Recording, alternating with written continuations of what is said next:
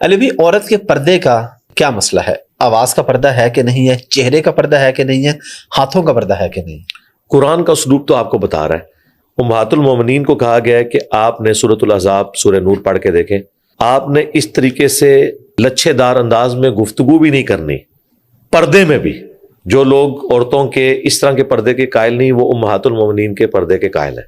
قرآن میں آیا کہ وہ جو تمہاری مائیں ہیں انہوں نے بھی اپنے بچوں کے ساتھ جو آنری طور پر النبی اولی بالمؤمنین من انفسہم وازواجہم امہاتہم، لچھے والے انداز کے اندر، لچھے دار انداز میں گفتگو نہیں کرنی. کہیں کسی کے دل کا روگ کوئی ایکٹیویٹی پرفارم نہ کرے. کس کے ساتھ؟ ماں کے ساتھ جو آنری طور پر ماں ہے. بالکل. تو باقی تو پھر شائی کوئی نہیں نا. یعنی عورت کی گفتگو اس طرح کی نہیں ہونی چاہیے. اس سے آپ کو عورت کے آواز کے پردے کا پتہ چل گیا. ہم نہیں کہتے کہ عورت مرد سے گفتگو نہیں کر سکتی. یعنی عورتیں جب بازار جاتی ہیں سودا صرف لینے کے لیے تو مردوں سے گفتگو کرتی ہیں، بالکل جائز ہے، کر سکتی ہیں، لیکن لچھے دار انداز میں نہیں ہوگی، ایسے انداز میں نہیں ہوگی جس میں ان کی آواز کی اٹریکشن کی طرف وہ ہوں. لیکن یہاں دیکھنے کو یہی آیا ہے کہ عورتیں اپنے خامنوں، اپنی نندوں، ساسوں کی شکایتیں دکانداروں کو جا کے کر رہی ہوتی ہیں، اور دکاندار بھی بےچارے ایک ایک گھنٹہ بیٹھ کے ان کی گپیں سنتے ہیں، حالانکہ انہیں کوئی غرض نہیں ہوتا، اور پھر اسی سے معاملات آگے چلنا شروع ہوتے ہیں. گفتگو کریں لیکن یہ والا معاملہ نہ ہو.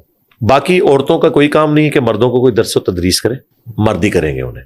سیدہ عائشہ کی مثال دینا بالکل غلط ہے، کیونکہ وہ نبی الاسلام کی آئلی زندگی ٹرانسفر کر رہی تھی. ان کے بعد کوئی لیگیسی آگے چلی نہیں ہے کہ کبھی کسی عورت نے مرد کو درس دیا ہو. مرد ہی درس دیتے تھے مردوں کو، اور وہ اپنی عورتوں کو سکھاتے تھے. ٹھیک ہے. تو عورت کو اللہ تعالیٰ نے آنر دی. عورت کا مطلب ہی عربی میں پردے کی چیز ہے. ستر عورت کہتے ہیں آپ اپنے ستر کو، اچھا چھپانے کی چیز. تو رہا چہرے کا پردہ، قرآن کے مزاج میں، قرآن میں ہے کہ عورت کے زیور کی چھنکار بھی باہر نہ سنائی دے زینت کے طور پہ. اس سے آپ کو اللہ کا مزاج تو پتہ چل گیا. جو خدا عورت کے زیور کی چھنکار کو باہر مرد کو اٹریکٹ کرنے کے پوائنٹ آف ویو سے ایک زہر قاتل سمجھتا ہے، وہ زینت کی سب سے بڑی چیز چہرے کو کھولنے کی اجازت کیسے دے گا؟ یہ جتنی احادیث اس حوالے سے پیش کرتے ہیں زیادہ تر کیٹاسٹرافک کنڈیشن کی ہیں، میدان جنگ کی، یا آیت پردہ نازل ہونے سے پہلے کی ہیں. اما عائشہ سلام اللہ علیہا کی جو افک والی حدیث ہے جو آپ کے اوپر منافقین نے تہمت لگائی تھی برائی کی، اس میں الفاظ ہیں کہ نبی علیہ السلام نے ایک صحابی کی ڈیوٹی لگائی ہوتی تھی کہ جب وہ قافلہ آگے موو کرتا تھا تو وہ پیچھے چھوٹ جانے والے سامان کو ریٹریو کرتے تھے کہ کوئی بھول نہ جائے. اور اسی چکر میں وہ آئے تھے. اما عائشہ کا ہار گم گیا، اور چونکہ ہودج میں بیٹھے ہوئے پتہ نہیں چلتا تھا، وہ آگے چل پڑے. اما عائشہ وہیں پہ بیٹھ گئیں اور وہ کہتی ہیں میں نے اپنے اوپر یوں پردہ کر لیا اور مجھے اونگ آ گئی. اسی دوران میرے چہرے سے پردہ ہٹ گیا، اور اس صحابی نے جب وہ سامان کی تلاش میں آئے تو دیکھا میں بیٹھی ہوئی ہوں، تو انہوں نے بلند آواز سے پڑھا انا للہ و انا الیہ راجعون. وہ کہتی ہے میں نے فوراً اپنا چہرہ ڈھانپ لیا. اما عائشہ کے الفاظ ہیں انہوں نے مجھے پہچان لیا کیونکہ آیت پردہ نازل ہونے سے پہلے انہوں نے مجھے دیکھ رکھا تھا. لہٰذا بخاری مسلم کی حدیث یہ بتا رہی ہے کہ اما عائشہ آیت پردہ کے بعد پردہ کرتی تھی، حالانکہ وہ ماں ہے. پوائنٹ ٹو بی نوٹڈ، ماں ہو کر جن کے ساتھ نکاح ہمیشہ کے لیے بین کر دیا ہے. قرآن میں سورۃ الاحزاب میں ہے کہ اللہ کے نزدیک بہت بڑا جرم ہے کہ نبی کی وفات کے بعد ان کی بیویوں سے کوئی شادی کی کوشش کرے، یہ امت کی ماں ہے. اچھا، اور پھر دیکھیں اس مرد کو اللہ نے کیا آنر دی. اسی مرد کے ساتھ منافقین نے یہ برائی والا معاملہ جوڑا تھا، اور اللہ تعالیٰ نے اسے جوانی میں موت دی. اس کی شادی بھی نہیں ہوئی، وہ کمارا گیا دنیا سے. اور اما عائشہ اس چیز کا ذکر کرتی تھی کہ جس مرد کے ساتھ انہوں نے مجھے جوڑنے کی کوشش کی، اللہ نے اسے کسی عورت کے ساتھ بھی نہیں جوڑنے دیا، وہ کنواری حالت میں دنیا سے گیا. یہ بخاری مسلم میں موجود ہے. تو سیدہ عائشہ کی حدیث واضح بتا رہی ہے. پھر قرآن میں باقاعدہ ایک تو سینے پہ اوڑھنی لینے کا، جلباب کا ذکر آیا ہے، گھونگھٹ نما، اسی کی ماڈرن فارم یہ برقع ہے.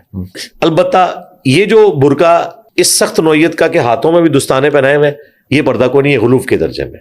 یہ عمومی زینت جو قرآن میں ہے نا، جو کھل جائے خود بخود ٹخنوں سے نیچے، یہ ہاتھ، اس کے اوپر تو قرآن نے قدغن نہیں لگائی ہوئی ہے. لیکن جو چیزیں چھپانے والی ہیں وہ عورت نے چھپانی ہے.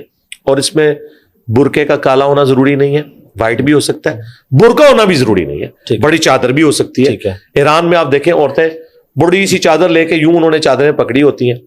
اب رہا چہرے کا پردہ، ہمیں یہ بات ماننے میں کوئی عار نہیں ہے کہ ہمارے اسلاف میں فقہا میں چہرے کے پردے کے حوالے سے اختلاف تھا. امام خمینی نے چہرے کے پردے کے جواز کا فتویٰ دیا، اگرچہ اہل تشیع کے ہاں بھی چہرے کے پردے کو پریفریبل کہا گیا ہے، لیکن انہوں نے کہا کہ ہاں چہرہ کھول سکتی ہے، باقی جسم کا وہ پردہ کرے گی. بالوں کا پردہ تو سارے مانتے ہیں، باقی جسم کا، سینے کا ابھار نظر نہ آئے، ظاہر ہے وہ اللہ تعالیٰ نے ایک اٹریکٹفل چیز عورت کے لیے رکھ دی ہے نیچرلی. البتہ میں یہ کہوں گا کہ میں ان فقہا کے ساتھ ہوں جو چہرے کے پردے کو ضروری سمجھتے ہیں. ٹھیک ہے. اور آج کے پرفتن دور کے اندر جو صورتحال ہو چکی ہے اس میں تو پردہ پلس ہونے والی بات ہونی چاہیے. اگرچہ عورتیں بھی مسجد میں اعتکاف کریں، سنت یہی ہے، امہات المومنین بھی بخاری مسلم میں ہے کہ مسجد میں اعتکاف کرتی تھی. لیکن اب یہ جو پرفتن دور ہے جس کے اندر CCTV کیمرے لگے ہوئے ہیں، سیکیورٹی نہیں ہے ہمارے ملکوں میں. میں یورپ، امریکہ یا حرمین کی بات نہیں کر رہا، وہاں تو عورتیں ضرور کریں، وہ علیحدہ پورشن بنا ہوا ہے.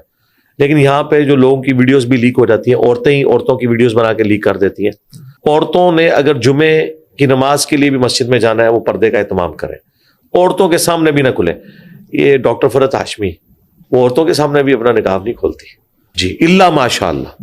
عورتیں بھی جو ان کے درس میں بیٹھتی ہیں نا جی، وہ نقاب کی حالت میں ہی رہتی ہیں. ظاہر ہے کہ اتنا پرفتن دور ہے، لوگ ویڈیوز کے ذریعے کچھ بھی کر سکتے ہیں. بہرحال جو اس طرح کے ڈومیننٹ ہیں ان کو تو زیادہ احتیاط کی ضرورت ہے. رہا عام عورتوں کو، ٹھیک ہے، وہ چہرے کے پردے میں ان کی ایک حیا والا معاملہ ہے. رہا لوگوں کی نظر اور یہ کہنا کہ پردہ چہرے کا جو آپ کروا رہے ہیں پردے تو دل کی کیفیت کا نام ہے. میں مانتا ہوں کہ کئی لوگ ایسے ہیں کہ نہ وہ برقع دیکھتے ہیں، نہ چہرہ کھلا ہوا دیکھتے ہیں، نہ وہ نقاب والا دیکھتے ہیں. انہوں نے بد نگاہی کرنی ہی کرنی ہوتی ہے، اور جنہوں نے نہیں کرنی انہوں نے نہیں کرنی. لیکن ایک مسلمان عورت کی شان اسی میں ہے. میں آپ کو بتاؤں کچھ عرصہ پہلے، بلکہ اب تو کئی سال ہو چکے ہیں، CNN کے اوپر ایک ڈیبیٹ چل رہی تھی پردے کی. ایک عرب عورت بیٹھی ہوئی تھی بال کھولے ہوئے، دوسری طرف ایک فرینچ میکینیکل انجینئر، میری بھی انجینئرنگ میکینیکل میں، اس نے پورا حجاب کیا ہوا تھا، بلیک کلر کا نقاب سب کچھ. وہ پردے کے حق میں دلائل دے رہی تھی، اور وہ عورت تھی جو نیو مسلم تھی، فرینچ، اور یہ نسل مسلمان ہے، جو کچھ بھی ہیں تیرے محبوب کی امت سے. یہ بال کھول کے تو کہہ رہی تھی کہ اسلام میں چہرے کا پردہ کوئی نہیں ہے. نان مسلم اگر تحقیق کر کے اسلام میں آیا ہے تو اسے پتہ ہے کیا ہے. یوسف ایسٹس نے بڑی اچھی بات کی تھی کہ ایک نان مسلم کرسچن خاتون تھی، انہوں نے اسلام سٹڈی کیا اور انہوں نے کہا کہ یوسف میں اسلام قبول کرنا چاہتی ہوں، لیکن یہ جو پردے والا معاملہ ہے یہ میں نہیں کر سکتی.